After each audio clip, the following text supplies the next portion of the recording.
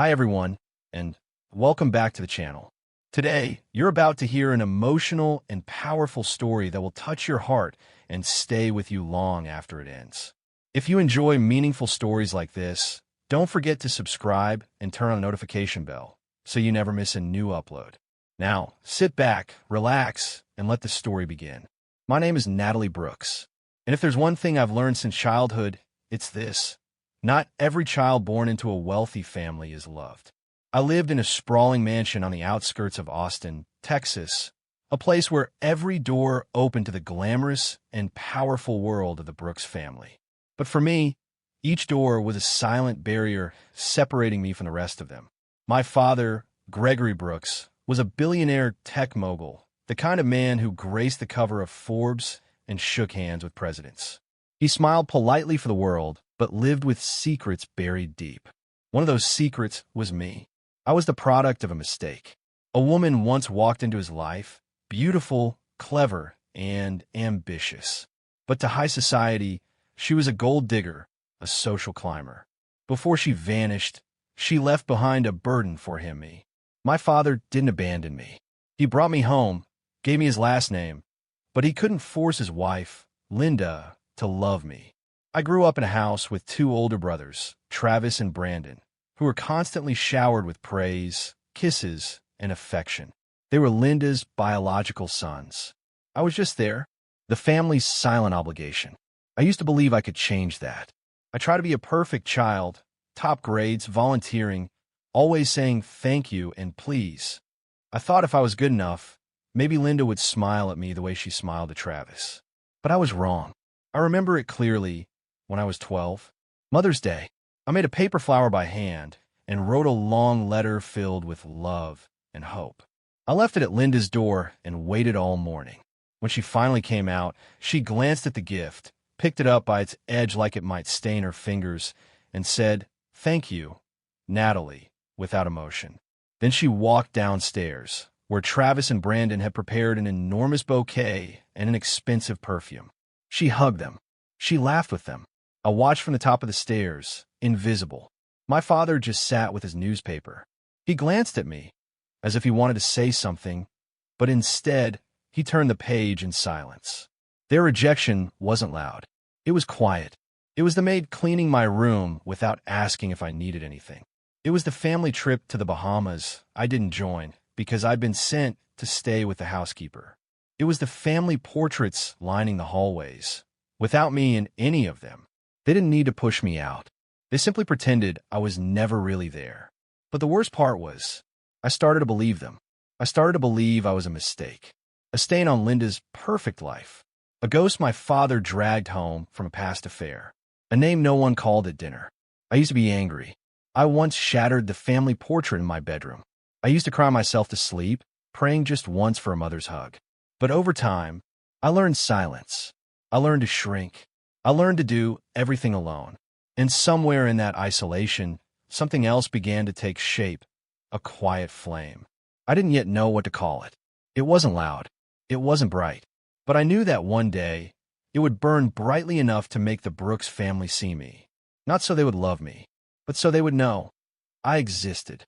When I was a child, I didn't know I wasn't my mother's biological daughter. I called her Mom, with the pure love and innocence of a child. I had no idea about the cruel truth hidden behind her cold glances and distant touches. I simply thought, maybe I wasn't good enough. Maybe if I just tried harder, she would love me too. So I tried. I tried like my life depended on her approval. I remember staying up late, bent over my textbooks, the desk lamp casting long shadows on sheets filled with equations. Every A+, every essay praised by my teacher, I brought home with hope flickering in my chest. Maybe this time she'll smile. But she never did. I baked cookies. I memorized her favorite tea, her favorite flowers, the perfume she sprayed every morning. I even learned to fold napkins for dinner just to make the table look perfect. Once I even pretended to be sick just to have her sit by my bed. She took one look at me, handed me off to the maid, and muttered, "This girl's always faking something." Every disappointment hit like a storm, but I never blamed her. I blamed myself. I told myself I wasn't enough, that I had to be more. better, perfect. One day, I believed she would finally be proud of me. Then came the day I found out the truth. I was 11. I wasn't eavesdropping. I was just walking through the living room when I heard my mother laughing with an old friend. And then the woman said in a low, pitying voice, "You're incredible, Linda. I could never raise my husband's love child like that." I go insane. I froze. There was a pause, a silence that felt like a chasm. Then Linda's voice, calm, cutting. "That girl doesn't belong. She's a shadow of a mistake." But Gregory wanted to keep her, so I tolerated it. I don't remember how I got out of the room. I don't remember how long I cried in the garden shed. I only remember the feeling, like the ground had vanished beneath me. I wasn't her daughter. I was the result of an affair. A stain. All those years of trying, thinking she was just strict or distant, were based on a lie. She hadn't loved me because she never wanted me. I was never truly part of the family. Strangely, I didn't hate her. I hated myself. I began asking questions I never dared before. Why was I born? If my real mother abandoned me, and my stepmother despised me, am I even worthy of love? I looked at Travis and Brandon, two boys who never had to question their place, and I felt like a speck of dust in the bright, flawless universe of the Brooks family. Still, I didn't give up. Even after learning the truth, I tried harder. Not because I believed I could earn her love anymore, but because I wanted her to see me as something more than a mistake. I started learning Spanish to speak to the housekeeper my mother always complimented. I enrolled in violin lessons because she once said, "Music soothes the soul."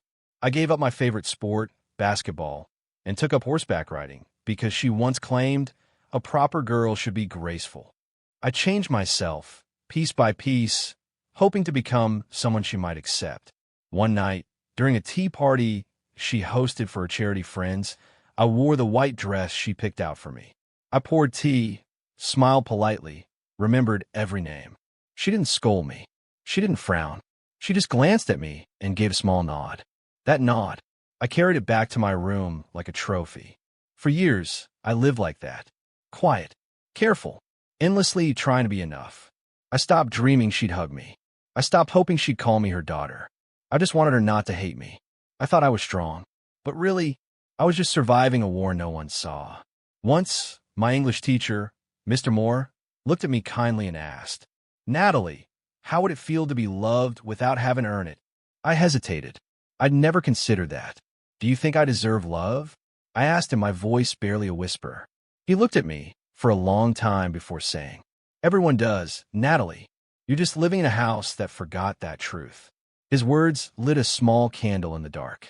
I started writing in a journal. I poured everything into those pages, the pain, the silence, the dreams I couldn't say aloud. I wrote about Linda, about erasing parts of myself to fit in, about watching other families from afar and wondering what love really looked like. I still lived in the Brooks mansion. I still ate at the 8-meter-long dining table. I still listened to my mother proudly brag about Travis and Brandon Aguess while introducing me as our quiet adopted girl. But something in me had changed. I no longer tried to earn her love. I began striving to prove that I could exist and even shine without her. One day, I made a promise to myself. I would tell this story, not as a victim, but as a survivor, a girl once forgotten, who became her own light. By the time I turned 24, I had carved a life for myself far from the shadows of the Brooks mansion. I earned a full scholarship to Stanford, where I majored in computer science. I never asked for a dime from my father. I never returned for holidays. While Travis traveled the world on our father's credit card and Brandon chased a pro football career fueled by family name, I worked nights as a teaching assistant and interned at a small startup. I told myself I was free, but the truth is there was still a part of me that longed to be seen. Not accepted, not embraced, just seen as Natalie, as someone who mattered. So when the invitation arrived in a thick ivory envelope, gold-trimmed, sealed with the Brooks family crest, I hesitated. "Gregory Brooks cordially invites you to the 60th birthday gala at the Brooks estate. Black tie. Family only. Family." I stared at the word like it had teeth. I hadn't spoken to my father in over 2 years. My mother, Linda, Hadn't said my name in public since I left for college. But something in me whispered, go. Not for them, but for me. So I went. I bought a simple black dress. Nothing extravagant, just elegant enough not to be a target. I tied my hair back, added a touch of lip color, and arrived alone. The Brooks estate hadn't changed. Marble columns, crystal chandeliers, staff in uniform. I moved through the grand foyer like a stranger walking through a memory. When I entered the ballroom, all eyes turned to me. Some guests squinted, trying to place the face. Others whispered, and then from across the room, I heard her voice. Linda, Natalie, I didn't expect you'd come. No es might, no words, just surprise, thinly veiled in disdain. I was invited, I said calmly. Yes, she replied, her eyes drifting to my dress. Of course. Before I could respond, my father's voice boomed behind us. Ah, Natalie, you're here. Gregory approached with a glass of champagne in hand, flanked by Travis and Brandon, both in tuxedos, laughing at some joke. The crowd hushed slightly as he stepped up to a grand piano placed at the center of the ballroom. The pianist stopped playing. Lights dimmed. Gregory raised his glass. Friends, family, thank you for coming tonight. 60 years, it's a lot of time to reflect. I look around this room, and I see the legacy I'm most proud of, my sons. Everyone clapped. He continued. Travis, with his business acumen, always charming, always bold. Brandon, our sports hero, fierce and loyal. I couldn't ask for better heirs. They are everything I've ever hoped for. Then he paused. His eyes scanned the room until they landed on me. Seated near the far end of the long banquet table, next to a floral centerpiece no one had touched. And of course, there's Natalie. My heart thudded. She's here. A few awkward chuckles fluttered across the room. Let's be honest, he said, smirking slightly. Not everyone finds their place in a family. But we try, don't we? Laughter now. Louder, freer. I felt every eye turn to me. Some amused, some pitying, a few simply confused. To family, he said, lifting his glass. To sons who make you proud, and daughters who, well, let's just say, keep you humble. The room erupted in applause. I stood up, quietly, deliberately. My chair scraped the floor, the sound slicing through the clapping like a blade. I walked out of the ballroom without a word. And just before the heavy doors swung shut behind me, I heard someone gasp. Then silence. Outside, the cool night air hit me like a wave. I didn't cry. I didn't scream. I just stood under the old oak tree by the fountain and let the silence settle around me like a second skin. I had expected coldness. I had braced for indifference. But I hadn't expected public humiliation. I leaned against the stone edge of the fountain and tried to breathe. That's when I heard footsteps behind me. I turned, expecting a server, maybe security. But it was Dr. Camille Hart, a woman I barely recognized from childhood, one of my father's oldest friends and a renowned psychologist. She held her heels in one hand, her silver shawl draped over her arm. I saw what happened, she said gently. I nodded. Not the first time. Won't be the last. No, she said. But maybe it should be. I looked at her, unsure what she meant.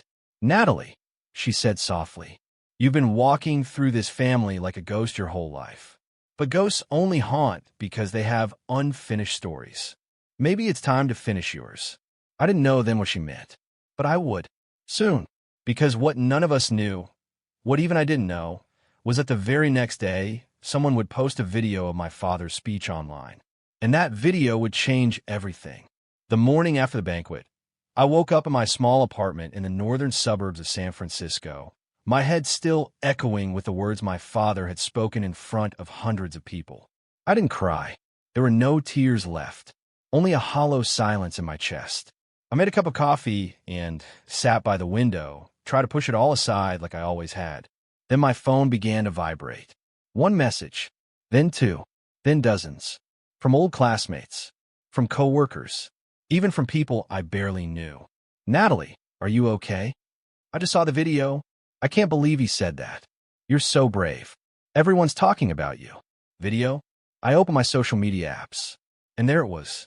A clip, only 38 seconds long, filmed during the birthday gala.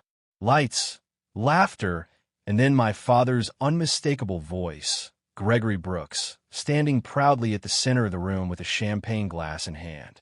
My sons are my greatest pride. And Natalie, well, at least she keeps me humble. Laughter erupted in the background. But the video didn't stop there. It showed me rising from my chair, calm, composed, walking out of the room under hundreds of eyes. No words. No tears. Just quiet defiance. The video had been shared over 2 million times in 12 hours. Hashtags like hashtag not the loser, hashtag Natalie Brooks, and hashtag silent strength were trending across Twitter and Instagram. People began talking. Is this how a father treats his daughter? Nothing more humiliating than being shamed by your own parent. This woman deserves more respect than the successful brothers ever will. I didn't know whether to laugh or cry. This wasn't how I wanted the world to notice me. But for the first time in my life, they did. I wasn't the forgotten daughter in a family photo. I wasn't the girl standing in the shadows of Travis and Brandon. I was Natalie Brooks, the woman who had walked away from a table where she was never welcome. 2 days later, I received a call from an editor at The Atlantic. We'd love to do an interview with you, if you're ready to share your story. I almost said no. I never liked the idea of oversharing. But then I remembered what Camille Hart had told me under the oak tree. Maybe it's time you finish your story. I said yes. The article was titled, Not the Failure, The Rise of Natalie Brooks. I told everything. No drama. No embellishment. Just truth. I spoke about my childhood, my stepmother, the loneliness of growing up as an unwanted presence. I spoke about trying, desperately, to be loved, and finally, learning to love myself instead. The article quickly became one of the most shared pieces of the month. I began receiving invitations to speak at universities, nonprofits, and media shows. Not because I was Gregory Brooks' daughter, but because I was Natalie, the woman who stepped out of the dark and into her own light. A tech investment firm I had once turned down reached out again, this time inviting me to join their advisory board. A famous female CEO sent me a handwritten letter. Your story made me rethink how I raise my own daughter. But what touched me most were the hundreds of emails from strangers. I was the quiet one, too. Thank you for standing up. One evening, as I was preparing for my first TEDx talk, my phone rang. It was my father. For the first time in years, he called me. Natalie, he began, seems like you're famous now. I stayed silent. The media is blowing it out of proportion. That night was just a joke. I closed my eyes, took a breath. I didn't call you to apologize, I said. And you shouldn't call just to justify yourself. Silence. I'm not a shadow dad, I said slowly. I'm the flame. I hung up, and for the first time, I felt free. Amid the whirlwind of public reaction surrounding my father, between the endless emails and invitations to speak, one question began to rise quietly inside me, lingering like an old wound that had never healed. Who was my mother? Why did she leave me? All my life, I had only known Linda, the woman I called Mom, even though she had never truly treated me like a daughter. Now that I was no longer obsessed with earning her approval, I found myself face to face with a deeper emptiness. I knew absolutely nothing about the woman who gave birth to me. I had asked my father once. He had only said, "Your mother passed away. I'll take care of you." I never asked again. I was too young to understand that sometimes death was just a convenient disguise for abandonment. Now, as an adult, with a mind strong enough to uncover the truth and a heart strong enough to bear it, I decided to find out who she really was. I started by asking the one person who might remember that chapter of our family's past. Dr. Camille Hart, my father's old friend and the woman who had stood beside me at the banquet. We met at a quiet cafe in Sausalito. The sky was drizzling. The smell of roasted coffee filled the air, but my chest felt heavier than ever. "I need to ask you about my birth mother," I said, barely meeting her eyes. Camille was silent for a moment. Her thin fingers gently curled around her ceramic cup. "Are you ready to know?" she asked softly. I nodded. "Her name was Rachel Doyle," she began. "She wasn't a bad person, but she wasn't made for your father's world." Rachel, the first time I had ever heard my mother's name. A name so ordinary, not aristocratic, not powerful, but to me, it cut through the fog like a blade. They met at an international summit in Seattle. Rachel was an interpreter, young, bright, sharp, and Gregory, well, he was going through a rough patch with Linda. I froze. So I wasn't the result of a careless affair in the shadows. I was born from a moment of vulnerability, from a fragile space that two lonely people tried to fill. When Rachel found out she was pregnant, she reached out to Gregory. He wanted to keep the child, but not leave his family. Linda absolutely refused to divorce. Then one day, Rachel disappeared.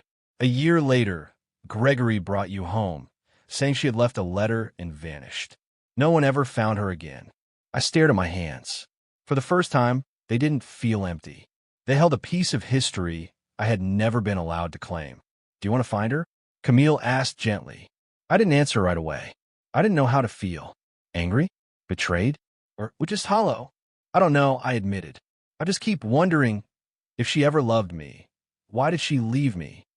That question repeated in my mind over the following days, like a distant echo refusing to fade. I began digging into old medical records, through our family's legal archives, reaching out to anyone who had known my father during that time. Every piece of information about Rachel was fragmented, but every clue only sharpened the question in my heart. Did she leave because she didn't care?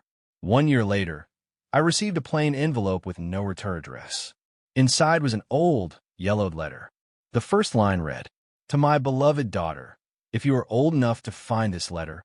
I clutched the paper to my chest. My hands trembled.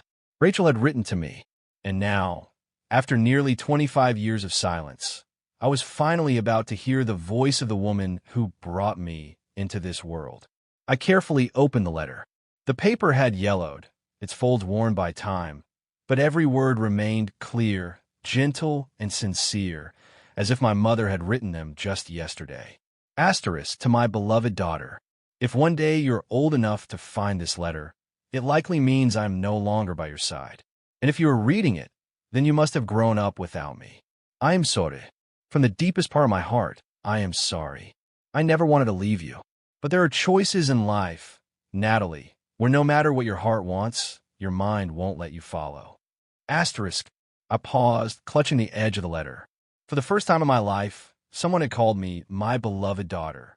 Asterisk. When I found out I was pregnant, I was terrified and confused. I knew your father belonged to a world I could never be a part of. But I also knew you were the most beautiful thing that had ever happened to me. I intended to keep you, raise you on my own, despite everything. But then, I was threatened, not by your father, but by his wife. Asterisk. I froze. Linda. Asterisk. She came to see me on a rainy afternoon in Seattle. She didn't yell. She didn't scream. She simply said one sentence in a voice so calm it chilled my bones. You don't deserve to raise my husband's daughter. If you don't give her up, I'll destroy your life. I was terrified. I had nothing but the love I had for you. And I knew that if I stayed, you would be the one to suffer most. So I left you, in the arms of the only person who could protect you at that moment, your father. Asterisk. My throat tightened. All my life, I believed I had been abandoned because I was unloved. But now I saw it was because she loved me that she had walked away.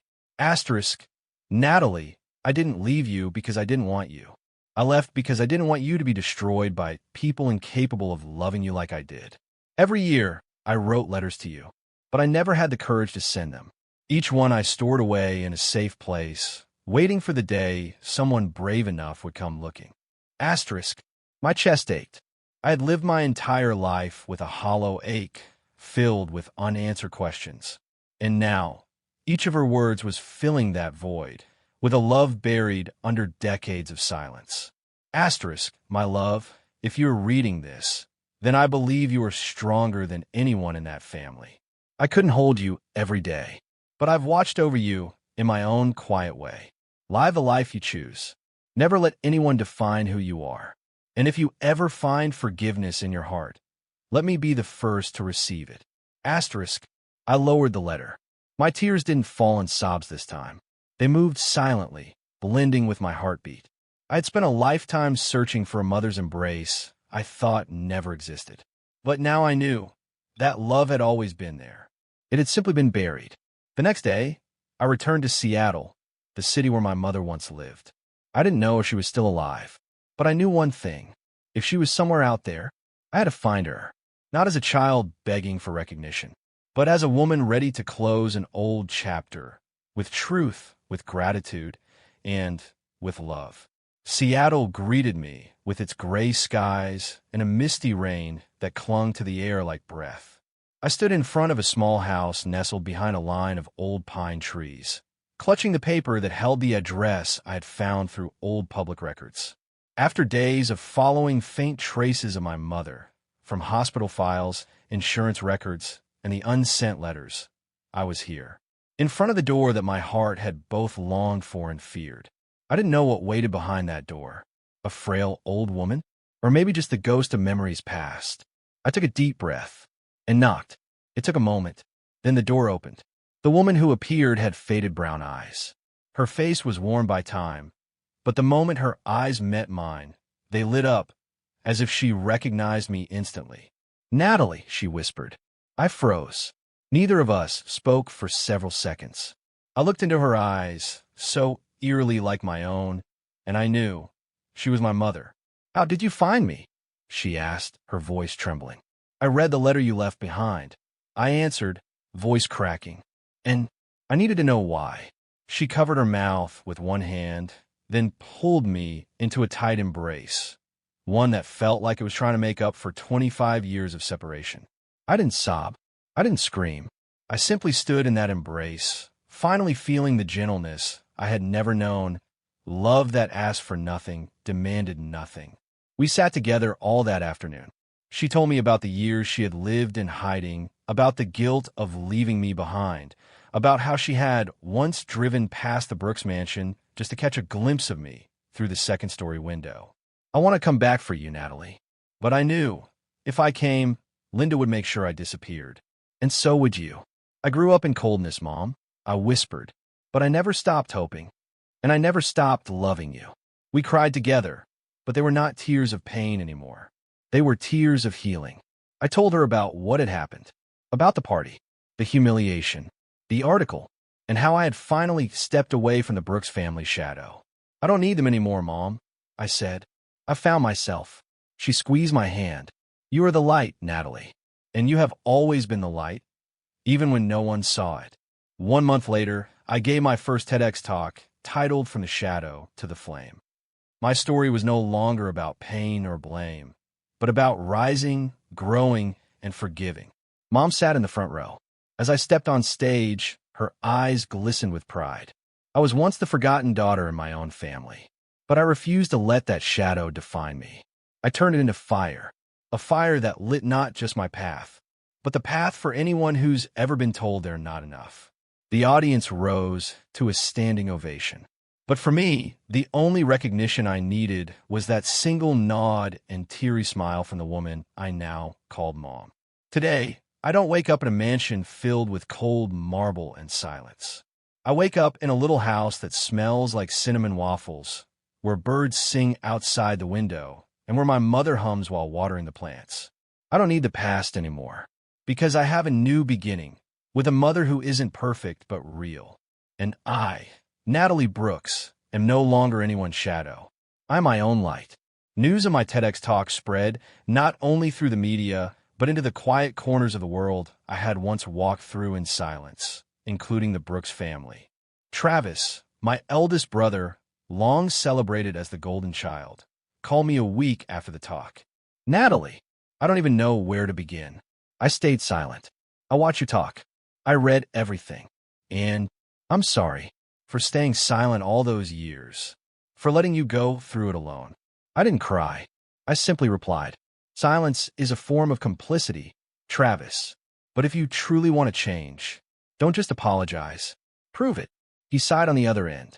For the first time, I heard a Travis without ego, without the mask of charm, just a brother learning how to shed his indifference. Brandon came in person.